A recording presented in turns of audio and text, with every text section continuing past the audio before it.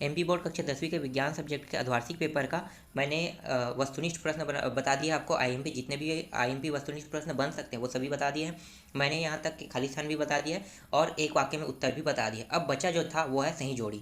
तो यहाँ पे मैं 7 सही जोड़ी लेकर आया हूँ, ठीक है। ये सभी के सभी मोस्ट आईएमपी सही जोड़ी मिलाव है। तो कम से कम आप एक बार इस वीडियो को देख लो। ये जो सही जोड़ी मिलाव जो मैं आपको बता रहा हूँ, यहाँ पे पूरा का पूरा ये उठा के तो नहीं देगा, ठीक है। जो रहेगा उसमें इसमें से एक एक पॉइंट को उठा के दे सकता है। तो कम से कम एक बार इस सही जोड़ी मिलाव को सुन लो, क्योंकि बहुत ज़्यादा चांस है इनमें से प्रश्न आने के। और आप लोग अगर कहोगे कि रियल पेपर कहोगे तो रियल पेपर आपको कहीं भी नहीं मिलेगा। मिलेगा तो वो फेक पेपर रहेगा और कोई भी रियल पेपर प्रोवाइड नहीं करा पा रहा है। आपको पता होगा कि आप जिस यूट्यूबर को देखते हो, जो सबसे आपका फेवरेट है, वो यूट्यूबर जो आपको पिछले में सही सही पेपर आपको दिया है, वो भी रियल पेपर नहीं दे पा रहा है। तो सोच सकते हो जब वो रियल पेपर नहीं दे रहा है तो आपको रियल पेपर नहीं मिल सकता है। भाई मैंने भी पिछले में पेपर दिया था, लेकिन अब क्या है कि बाई चांस आपको पेपर नहीं मिल पाएगा। तो रियल पेपर के अगर इंतज़ार में हो तो आप लोग भूल जाओ, क्योंकि आपको आईएमपी टॉपिक से ही काम चलाना पड़ेगा। और जितना भी हम लोग दे रहे हैं, हम लोग ढूंढ रहे हैं, ढूंढने के बाद दे रहे हैं। तो सब के सब परीक्षा की दृष्टि से जितने भी हम लोग आपको क्वेश्चन दे रहे हैं वो सब आईएमपी है। और यहाँ से क्वेश्चन बनेंगे ही बनेंगे, नहीं बनेंगे वाली बात नहीं, बनेगा क्वेश्चन। पर कौन सा बनेगा हम क्लियर नहीं कह सकते। क्यों? क्योंकि हम आईएमपी छांट रहे हैं ना। बस आपके क्या है, सिलेबस पैटर्न में जो आपको मान लो कोई भी बुक या कोई भी गाइड पढ़ते हैं तो आपको पूरा का पूरा पढ़ना पड़ता है। तो हमने क्या किया, हमने सिर्फ उसे शॉर्ट कर दिया। उसमें से आपका 70% को कम कर दिया। आपको सिर्फ कितना पढ़ना पड़ रहा है, 30% पढ़ना पड़ रहा है। तो 30% में बहुत ज़्यादा चांस है कि ये जितने भी है ये सब आईएमपी है, तो यहीं से प्रश्न बनने के ज़्यादा चांस है। तो कम से कम आप लोग आईएमपी प्रश्नों की सूची देख लो, बाकी चीज़ की गारंटी हम नहीं दे सकते, ठीक है। चलो देखते हैं। तो सही जोड़ी मिलाव देख लेते हैं। तो यहाँ पे पहला है सिरका है, ठीक है। तो सिरका का सही जोड़ी में क्या आएगा, तो देखो यहाँ पे ऑप्शन देखते हैं। तो सिरका का आएगा यहाँ पे सिरका क्या है, एक एसिटिक अम्ल है, ठीक है। एसिटिक अम्ल। तो सिरका को आपको किस में लेना है, सही जोड़ी में एसिटिक अम्ल में लेना है। फिर यहाँ पे देखो मादा लिखा हुआ है। अब मादा, इसके बाद देखो मादा क्या है, तो मादा जो है वो टेस्टास्ट्रोन है, ठीक है। तो यहाँ पे आपको लेना है टेस्टास्ट्रोन में लेना है। इसके बाद देखो लिंग गुणसूत्र लिखा हुआ है। तो यहाँ पे जो लिंग गुणसूत्र है इसका आंसर आपको लेना है लिंग निर्धारण में लेना है, ठीक है। किस में लेना है, लिंग निर्धारण।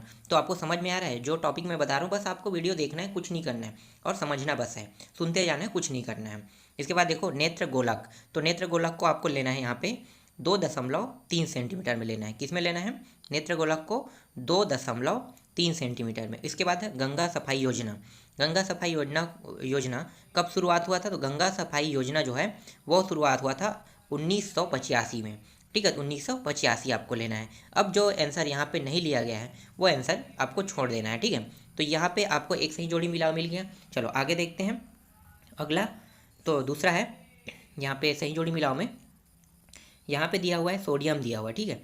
तो सोडियम का क्या होता है, सोडियम जो है वो अति क्रियाशील धातु है, मतलब बहुत जल्दी आग पकड़ लेता है। अति क्रियाशील का मतलब क्या होता है, बहुत जल्दी आग पकड़ना, ठीक है। तो यहाँ पे सोडियम को क्या लेना है, अति क्रियाशील धातु लेना है। इसके बाद देखो नेफ्रॉन लिखा हुआ है। तो नेफ्रॉन को आपको लेना है वृक्क की संरचनात्मक इकाई लेना है। क्या लेना है, वृक्क की संरचनात्मक इकाई। इसको मैंने बताया था ना कि वृक्क की संरचनात्मक इकाई क्या है, तो नेफ्रॉन है। तो देखो बार बार ये प्रश्न आ रहा है, मैंने वस्तुनिष्ठ में भी बताया था आपको, ये आया था, खाली स्थान में भी यही आ रहा है, और एक वाक्य में उत्तर में भी यही आ रहा था, ठीक है। चलो नेक्स्ट देखते हैं तीसरा, अंतःस्रावी ग्रंथि। अंतःस्रावी ग्रंथि क्या होगा, तो अंतःस्रावी ग्रंथि जो है वो हार्मोन्स को कहते हैं, ठीक है। अंदर में होता है तो हार्मोन्स होता है जो हमारे वृद्धि का कारण होता है, ठीक है। तो ये हो गया हार्मोन्स आ गए।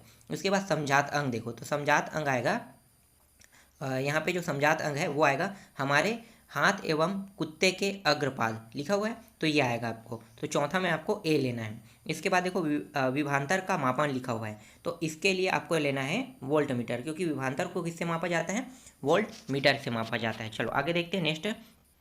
इसके बाद देखा स्कैग्मोमीटर, ठीक है। ये क्या होता है, ये होता है रक्त दाब मापने की इकाई, ठीक है। तो रक्त दाब मापने के लिए हम स्कैग्मोमीटर का उपयोग करते हैं। इसके बाद देखो वृक्क लिखा हुआ है। तो वृक्क का क्या होगा, वृक्क का होगा उत्सर्जन, ठीक है। वृक्क का क्या लेना है आपको, उत्सर्जन लेना है।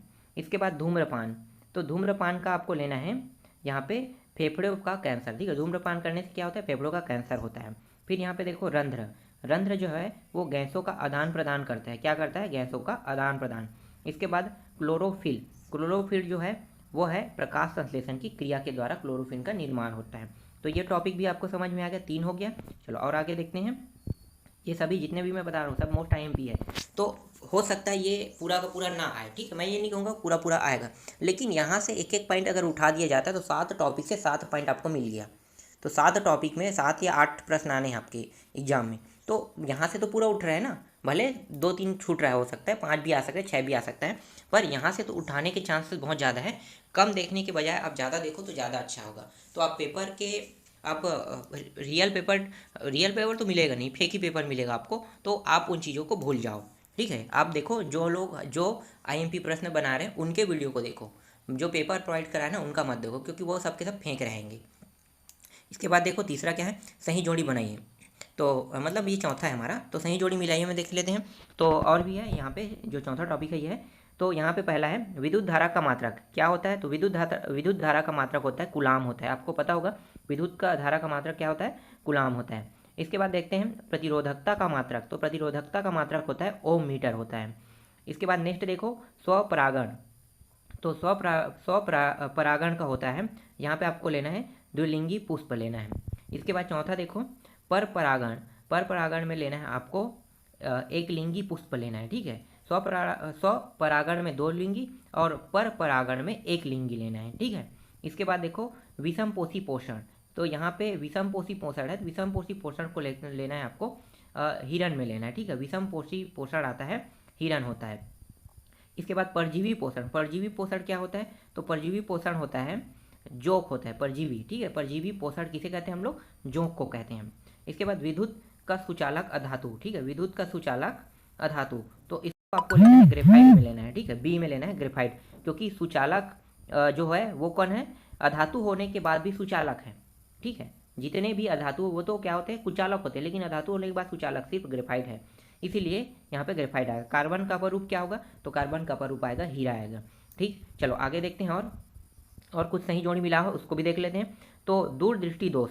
तो दूर दृष्टि दोष में यहाँ पे आएगा उत्तल लेंस, ठीक है, उत्तल लेंस का उपयोग किया जाता है।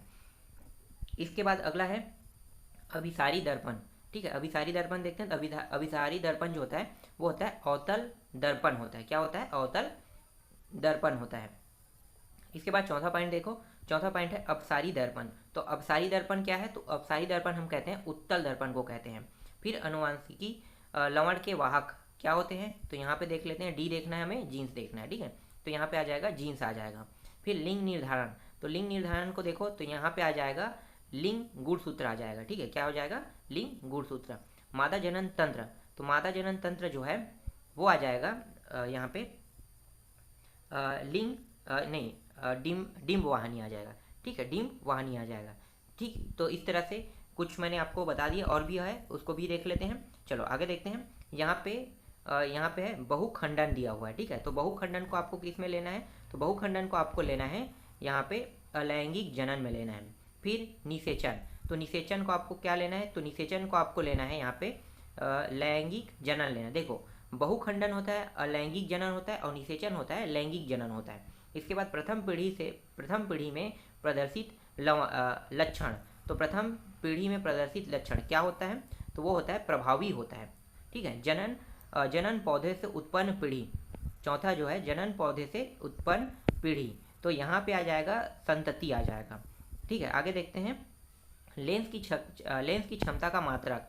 तो लेंस की क्षमता का मात्रक होता है डायप्टर, ठीक है, डायप्टर होता है। इसके बाद अगला है अपवर्तनांक का मात्रक। तो अपवर्तनांक का मात्रक देखते हैं, तो वो होता है एक मिनट, अपवर्तनांक का मात्रक होता है कोई मात्रक नहीं होता है, ठीक है। अपवर्तनांक का कोई मात्रक, देखो कंफ्यूज कर रहा था, मुझे भी कंफ्यूज कर रहा था, अपवर्तनांक का कोई मात्रक नहीं होता है। अगला है वर्ण विक्षेपण। तो वर्ण विक्षेपण जो होता है वो होता है त्रिभुजाकार प्रिज्म होता है, ठीक है। तो यहाँ पे द्रव अधातु, ठीक है, द्रव अधातु जो है वो होगा ब्रोमीन को कहते हैं, द्रव अधातु ब्रोमीन को कहते हैं। इसके बाद अति क्रियाशील धातु। अति क्रियाशील धातु जो है वो है सोडियम है। इसके बाद देखो नेफ्रॉन।